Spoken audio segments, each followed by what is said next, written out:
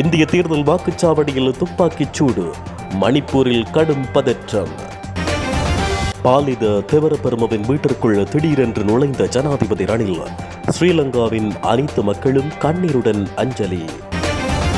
ஜாலில் police அதிகாரிகளை வியப்பில் ஆழ்த்திய சிறுவன், ஆவென வியந்த அதிகாரிகள்.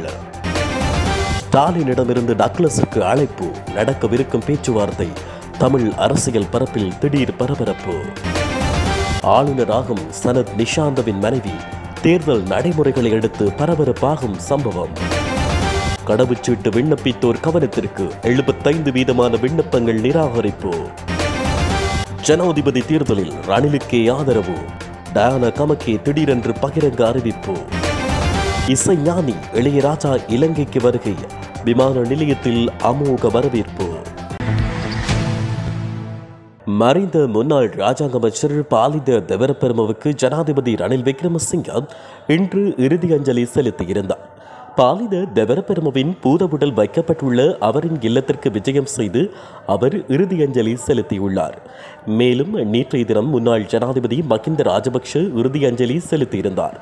இதே நேரம் அங்கு கருத்து தெரிவித்த மஹிந்த ராஜபக்ஷ, பாலித தேவரபெரும தேசத்தின் குடிமக்களுக்காக நின்று உழைத்த ஒரு அரசியல்வாதி என்றும் தெரிவித்தார். மறைந்த முன்னாள் பிரதியமைச்சர் பாலித தேவரபெருமவின் இறுதிக்கிரியைகள் இன்றைய தினம் பிற்பகல் 2 மணியளவில் இடம்பெற்றுள்ளன. மறைந்த முன்னாள் பிரதியமைச்சர் பாலித தேவரபெருமவின் இறுதிக்கிரியைகள் இன்றைய தினம் 2 மணியளவில் இடம்பெற்றன. மேலும் தேவரபெரும உயிருடன் இருக்கும்போது அவரே தயார் செய்த மயானத்தில் அவருடைய பூதவுடல் அடக்கம் செய்யப்பட உள்ளதாக குடும்ப உறவினர்கள் தெரிவித்தனர். ஜாலில் 6 வயதுடைய தமிழ் சிறுவன் சரளமாக சிங்களத்தில் உரையாற்றி போலீஸ் அதிகாரிகளை வியப்பில் ஆழ்த்தியுள்ளார். யாழ் இந்து கல்லூரி ஆரம்ப பாடசாலையில் கல்வி பயிலும் சுதர்ஷன் அருணன் என்ற சிறுவனை இந்த உரையினை நிகழ்த்தியுள்ளார். சித்திர வருட பிறப்பினை முன்னிட்டு யாழ் போலீஸ் மைதானத்தில் இடம்பெற்ற நிகழ்வொன்றில் கலந்து கொண்டு இவ்வாறு உரையாற்றினார். இந்த நிகழ்வில் வடக்கு மாகாண பிரதி போலீஸ் மாதிபர் உட்பட பல போலீஸ் அதிகாரிகள் கலந்து கொண்டிருந்தனர். தமிழக முதலமைச்சர் ஸ்டாலினுடனான சந்திப்பிற்காக அழைப்பு விடுக்கப்பட்டுள்ளதாக கடற்றொழில் அமைச்சர் டக்ளஸ் தேவானந்தா தெரிவித்துள்ளார். கிளிநொச்சியில் இடம்பெற்ற ஊடகவியலாளர் சந்திப்பின் போதே அவர் மேற்கண்டவாறு குறிப்பிட்டுள்ளார்.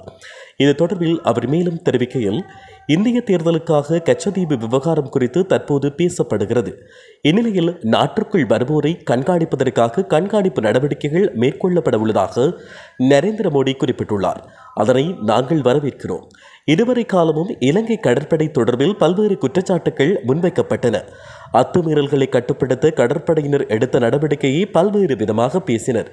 ஆனால் இந்தியாவை இவ்வாறு கண்காணிப்பில் ஈடுபட்டால் நிலைமை சிறந்ததாக அமையும். தமிழக முதலமைச்சர் மற்றும் புதுச்சேரி முதலமைச்சர் ஆகியோர் கலந்துரையாடுவதற்காக என்னை அழைத்துள்ளார்கள்.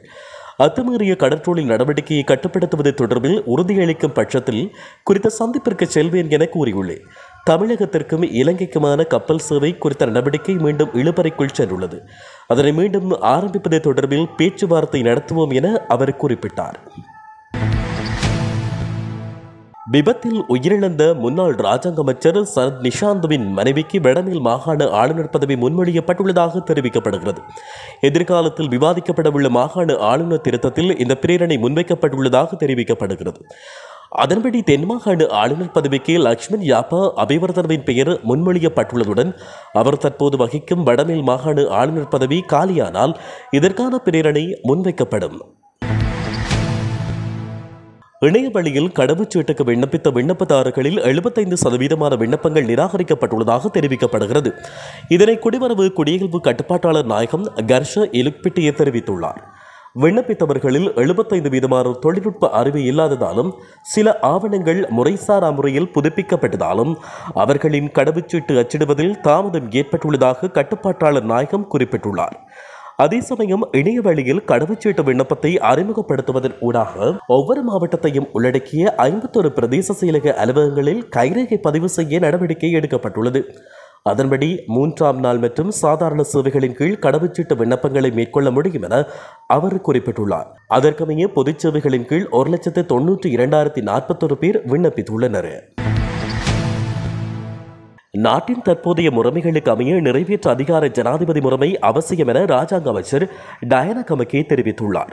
அத்துடன் ஜனாதிபதி தேர்தலில் ரணில் விக்ரமசிங்கவுக்கே தன்னுடைய ஆதரவு இருக்கும் என்றும் அவர் கூறியுள்ளார்.